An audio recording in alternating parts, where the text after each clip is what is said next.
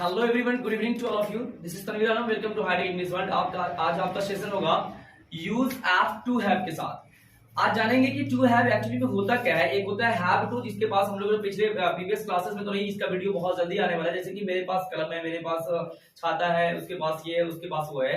लेकिन आज ये जो आपका वीडियो आपके सामने जो आपके क्लासेस है वो है टू हैव के साथ। टू हैव क्या होता है, टू हैव के बारे में जानेंगे हम लोग। तो इसमें सबसे पहले हम लोग प्रेजेंट के बारे में बात करते हैं। PRESENT, present. प्रेजेंट में सब्जेक्ट के साथ have, has, to plus V1, इसी को बोलते हैं to have. To plus V1 को हम लोग इंफिनिटिव कहते हैं। टू प्लस V1 को यूज ऑफ टू हैव की बात करेंगे, उसके बाद आप अदर वर्ड लगा देंगे। अदर वर्ड कोई भी चीजें हो, इसमें आप अदर वर्ड लगा सकते हैं। अब इसका अर्थ हो जाएगा हैव टू, हैज टू के बारे में अगर बात हो जाएगी तो ये हो जाएगा ना है और पढ़ता है। ना है और पढ़ता है, तो ना है ये रिस्पॉन्सिबिलिटी में लगता है। रिस्पॉन्सिबिलिटी, जिम्मेदारी की अगर बात आती है तो ना है लगाएंगे, और पढ़ता है तो कंपल्सन में लगाएंगे। अब सवाल ये होता है कि कभी कभी बोलना पड़ता है कि भाई सर मुझे घर जाना है, तो मुझे घर जाना है इसका मतलब जिम्मेदारी है। सर मुझे पढ़ना है, तो पढ़ना है इसका मतलब तुम रिस्पॉन्सिबिलिटी के साथ बोल रहे हो। रिस्पॉन्सिबिलिटी है तुम्हारा कि तुम्हें पढ़ना है। लेकिन जब इसी तरह से बोलते हैं कि मुझे पढ़ना पड़ता है, इसका मतलब तुम्हें पढ़ने का मन नहीं है, पढ़ना पड़ता है। सर क्या करें, अभी सुबह सवेरे 6 बजे जगना पड़ता है। जगने का मन नहीं है लेकिन जगना पड़ता है, सुबह 6 बजे क्लास अटेंड करना है। तो इस तरीके की बातों में जो मजबूरी में जो करना पड़ता है, चीजें दोनों का सेम ही है, ना है या पढ़ता है, लेकिन उसको बढ़ाएंगे। दोनों बात एक ही है, बढ़ाएंगे एक ही जैसे। आप लोग यहाँ पे एग्जाम्पल के माध्यम से समझते हैं। अगर कोई आदमी बोलेगा सर मुझे अंग्रेजी पढ़ना है, मुझे अंग्रेजी पढ़ना है। अब यहाँ पे ना है लास्ट में आ गया। क्या पढ़ना है, किसको पढ़ना है, मुझे पढ़ना है। तो सब्जेक्ट ये मुझे पढ़ना है, तो ये सब्जेक्ट हो गया। क्या पढ़ना है, अंग्रेजी, तो ऑब्जेक्ट हो गया। ठीक है बात। अब यहाँ बनाएंगे सर के लिए, तो सर पहले लगा देंगे। अब मुझे अंग्रेजी पढ़ना है तो आई, और आई के साथ हैव हैज के माध्यम से हम लोग जानते ही हैं कि आई, यू, दे, वी और प्लूरल नाउन। इसके बारे में बात करेंगे तो इन दोनों में लगेगा हैव, और ही, शी, इट और सिंगल नेम। सिंगल नेम के बारे में बात करेंगे, इसमें लगेगा आपका हैज।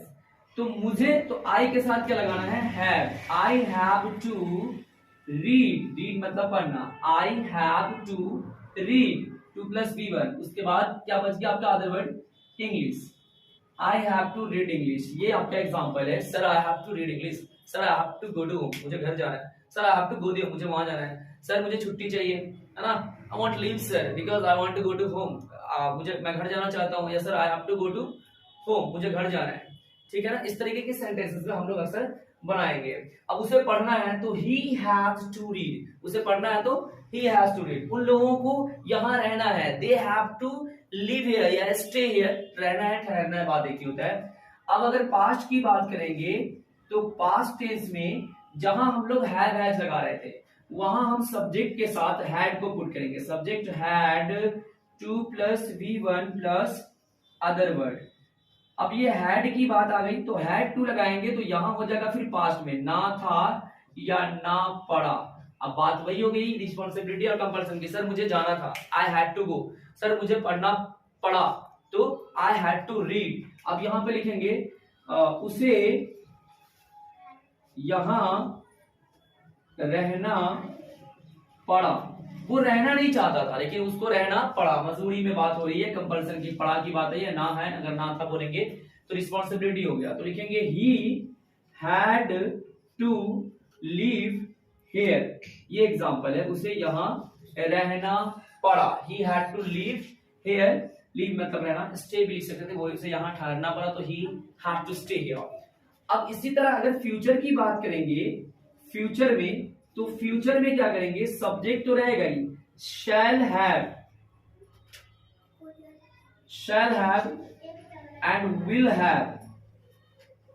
विल हैव लगाएंगे, उसके बाद to plus V1 plus other word, to plus V1 plus other word. अब यहां सेंटेंसेस होगा ना होगा या ना पड़ेगा। ना होगा और ना पड़ेगा के सेंटेंसेस में ये जो आपका सेशन है, ये जो आपका क्लास है, स्पोकन इंग्लिश में बहुत ही ज्यादा यूज होने वाला है, बहुत ही ज्यादा यूज होता भी है। और मुझे खेलना हो, तुम्हें जाना होगा, तुम्हें पढ़ना होगा, तुम्हें लिखना होगा, तुम्हें किसी भी कीमत पे अंग्रेजी बोलना होगा। You will have to speak English at any cost. तुम्हें किसी भी कीमत पे यहाँ रहना होगा। You will have to stay here at any rate, at any cost, at any price, कुछ भी बोल सकते हो आप। तो यहाँ पे सेंटेंसेस वही कहता है कि राम को किसी भी कीमत पर यहां आना होगा।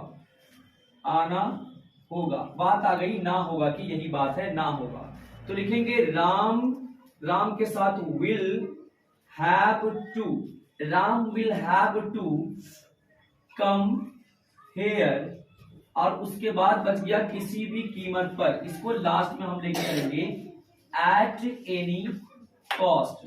Ram will have to come here at any cost. तुम्हें बोलना होगा, you will have to speak, उसे जाना होगा, he will have to go there, मुझे लिखना होगा, I shall have to right.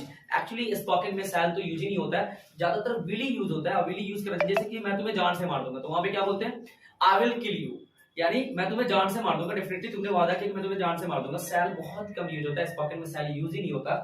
और शैल की अगर बात करेंगे तो रीडर में हमें लिखना पड़ेगा कि मुझे लिखना होगा, तो I shall have to write. तुम्हें जाना होगा तो you will have to go. I hope guys आपको क्लियर होगा प्रेजेंट, पास्ट और फ्यूचर। मैंने पूरी बारीकी से एग्जांपल आपको मैं समझाया। मिलते हैं नेक्स्ट वीडियो के साथ। If you really like this video, don't forget subscribe my channel and press the bell icon and like and share.